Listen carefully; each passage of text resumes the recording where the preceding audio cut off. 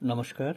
Dhruv Social Awareness Forum, a pan-Indian charity organization registered under Society Act, working for welfare of society and integrity of India. Now busy to assist people who are suffering from corona or alike symptoms. I am Dr. K. Ardhar on behalf of the health unit of the organization, sharing our combined experience on the issue achieved in last 2 months. आजकल Covid की जो symptoms है जैसा fever, कॉफ, body pain, flu का भी same symptoms है. But people are going for various tests even without the prescription from a doctor like C-reactive protein, D-dimer, chest X-ray and chest scan. All are becoming so common that you can go straight away to any lab, especially in Delhi, and if you are telling that हमें Covid हो गया है ऐसा संदेह है या मुझे बुखार है तो दे themselves are going for the test without any hesitation. And what happens, the value making them fearful after getting the test done and getting the result. Sometimes they becomes panicky due to anticipation and lots of things including कि हमें oxygen level भी कम होने वाला है and oxygen saturation कम हो जाएगा तो हमें क्या क्या हो सकता है और what should I do for that like stocking of cylinder at home and everything like that. And all these things are basically contributing a panicky movement of the mass people. और इसमें मीडिया का भी एक बड़ा भूमिका है क्योंकि what they are saying लोग ऑक्सीजन के कारण तड़प रहे हैं और इतना भीड़ है हॉस्पिटलों में कि रास्ता में भी लोगों का ट्रीटमेंट हो रहा है, एम्बुलेंस के अंदर भी लोग हैं तो उसमें भी सिलेंडर लगा हुआ है, डॉक्टर या नर्स दौड़ रहा है. But this is one-sided picture. No doubt it's a pandemic situation and everybody in a very critical moment. But the thing is इसकी उल्टा तरफ में भी ऐसे भी कहा जा सकता था कि जो हॉस्पिटल की जितनी कैपेसिटी है उससे ज़्यादा मरीज है और फिर भी हेल्थ वर्कर्स या डॉक्टर्स या नर्स एवरीबॉडी इज वर्किंग और ये लोग अपना सीमित संसाधन को कैसे तैसे इस्तेमाल करके जो एक नॉर्मल समय किया जाता है उससे बहुत ज़्यादा काम कर रहा है और इतनी काम की हॉस्पिटल की अंदर भी मरीज है और बाहर भी ये लोग अपना कोशिश जारी रखा है.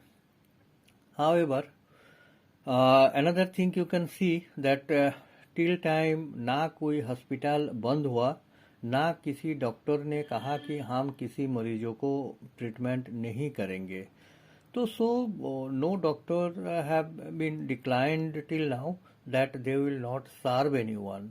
सो in that case actually we should not tell that कि हमारी जो स्वास्थ्य व्यवस्था है ये सही ढंग से काम नहीं कर पा रहा है. However, our experience shown if one take care of preventive measures, less chance of getting infection, and if infected, must not be panicky and take the medicines prescribed properly, punctually, and with full course. Go with suggested diet and some yogic exercise. इसमें दवाई का साथ साथ हमें ये जो खाना पीना में थोड़ा सा रेस्ट्रिक्शन और कुछ योगिक एक्सरसाइज को शामिल करें तो जल्दी ही हमें सही हो जाने का मौका मिलता है. मतलब we can recover in a short period और कॉम्प्लिकेशन होने का चांसेस भी बहुत कम रहता है। दवाई का डोज पर्सनलाइज्ड होता है depending on the condition of the sufferer और the status of the symptoms. Accordingly it becomes customised. तो इस विषय में हम कुछ नहीं बात करेंगे, but what we will talk about some diet and exercise जो सभी लोग आराम से आजमा सकता है। इस समय हमें खाना पीने की बात हम करें तो गेहूं और चावल बिल्कुल हम बंद कर दे 5-7 दिन के लिए, तो that is a very positive movement towards the prevention and precaution and treatment of the fever or whatever the symptom flu। इस समय हम दाल में केवल मूंग की दाल को ले और अरहर की दाल को भी ले सकते हैं।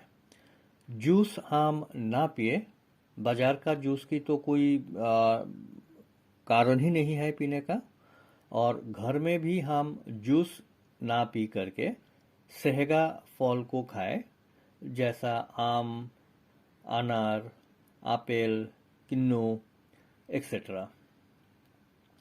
और कुछ चीज़ को हम ना खाए, जैसा आलू, कचालू, शकरकंद, जिमीकंद, बैगन इत्यादि। जो हमें खाना चाहिए ये है फ्रेश वेजिटेबल्स। अभी फ्रेश वेजिटेबल्स में आपको आराम से बाजार में मिलता है पालक, परवल या पॉइंटेड गर्ड, शिमला मिर्च या बेल पेपर, भिंडी, ब्रोकली, टमाटो, तोरी या रिज गर्ड, सहजन या ड्रम स्टिक, सीताफल या पामकिन, पेठा, वाइट पामकिन और ऐश गार्ड। ये सारे चीज़ हम आराम से ले सकते हैं। हम ले सकते हैं बीन्स वगैरह, उसमें भी कोई प्रॉब्लम नहीं है। और हमें ये सारे चीज़ को जितनी कम तेल और मसाला से हम ले सकते हैं लेना चाहिए। हमें चीनी बिल्कुल बंद कर देना चाहिए इस समय, और नमक भी जितनी कम इस्तेमाल करने से चलता है। इसमें भी हम सफ़ेद नमक जो नॉर्मली घर में इस्तेमाल होता है उसी का इस्तेमाल ना करें, बल्कि संधा नमक या रॉक सॉल्ट की इस्तेमाल करें। ये हमारे लिए अच्छा रहेगा। हम काढ़ा पिए। काढ़ा में गिलोई है जो बहुत ही फ़ायदेमंद है। इसके साथ साथ हम अजवाइन, मुलेठी, ये सारे चीज़ का इस्तेमाल कर सकते हैं।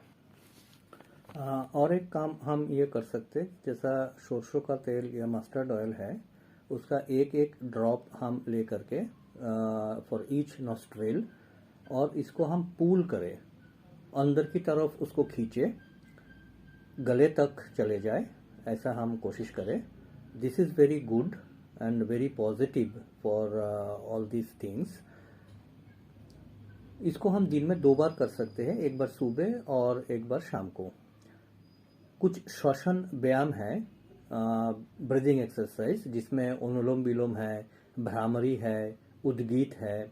ये सारे व्यायाम को हम 4 से 5 मिनट प्रति बार कर सकते हैं, और दिन में 2 बार। पेट की बल पे सोने के बाद हम नाक से सांस ले, उसको रोक करके मुंह से निकाले, ऐसा हम आधे घंटा तक करें तो इसका रिजल्ट भी बहुत अच्छा होता है ऑक्सीजन एनहेंसमेंट के लिए। स्टीम हम ले सकते हैं। Steam inhalation is very good. इसमें क्या है, जैसा 1 लीटर पानी में आप 1 चाय चम्मच परिमाण अजवाइन डाल करके उसको उबाल करके फिर थोड़ी सी रॉक सॉल्ट हम डाल सकते हैं उसमें, और जब पूरा तैयार हो जाए तो उसमें 3-4 बूंद सरसों का तेल डाल के फिर उसी से हम भाप लें। ये दिन में 4 से 5 बार हम कर ही सकते हैं, और करना भी चाहिए इस समय, खास करके जिनका माइल्ड सिम्टम्स भी है और सीवियर सिम्टम्स है, तो उनके लिए 1-2 बार और बढ़ा के करना चाहिए। कभी कभार हम नेबुलाइजर का यूज़ ऐसे कर सकते हैं, even without water and medicine, उसको ऑन करके हम मुंह में लगा करके मास्क ले सकते हैं। प्रति बार 5 मिनट के हिसाब से ऐसे दिन में हम 5 बार करें तो उसमें भी ऑक्सीजन कंसंट्रेशन थोड़ा सा एनहेंस होता है। दूसरी चीज ये है कि हम बिल्कुल ना घबराए और पैनिक ही ना हो, क्योंकि जो गाइडलाइंस है उसमें ऐसा कहा जा रहा है कि 90% से कम ऑक्सीजन मतलब काफ़ी खतरा वाला है और हमें हॉस्पिटल एडमिट होने का कोशिश करना है या ऑक्सीजन सिलेंडर घर में रख करके उसकी उपयोग करना है। लेकिन मेरा अपना एक्सपीरियंस जो है पिछले खास करके 1-1.5 महीना का, इवन जिनका 50% ऑक्सीजन लेवल था, ये लोग भी ये सारे चीज को अपनाते हुए अपना ऑक्सीजन लेवल को कुछ दिनों में 90, 95, 97 तक पहुंचाया है। तो इसमें सबसे इम्पोर्टेंट जो है, हमें 3 चीज चाहिए। एक तो खुद पे विश्वास, दूसरी जो काम आप कर रहे हैं उसमें रिजल्ट होगा ये विश्वास, तीसरी है अपना सृष्टिकर्ता में विश्वास, और सबसे बड़ी चीज जो है एक कॉन्फिडेंस होना चाहिए कि I must recover. And please visualise, आप मन ही मन उसको दर्शन करने का भी कोशिश करें कि मैं रिकवर कर रहा हूं, मैं सही हो रहा हूं और मैं सही होके रहूंगा। सो डोंट वरी, अल्टीमेटली ये सारे चीज हम करें तो result will be, you will be recovered, means you will win and corona will be defeated. Lastly, मैं ये कहना चाहूँगा कि people of India are fighting back and corona will be defeated. आज की दिन में 5 में इस समय 5:05 हुआ है और जो मेरा पास न्यूज़ है, India already has vaccinated 16 crore plus people. 16 crore plus का मतलब ये है, that's half of USA, that's 1 Russia, that's 2.5 times of UK, 7 times of Australia and 34 times of New Zealand. तो ये हम एक बार सोचे कि ये केवल मात्र 13% हुआ है and we have a long way to go. So please appreciate करें इस चीज को, appreciate the gigantic scale of our supply chain, appreciate the tremendous resilience of our nation to even think at this scale, and my gratitude to all the people, those working in the ground for getting this result, which includes healthcare workers, support industry, government officials and other related people. So मैं यही कहूँगा, आप दुखी मत होए, don't be worry about, rather fight back and fight till win. You will win, we will win, India will win. जय भारत, जय हिंद।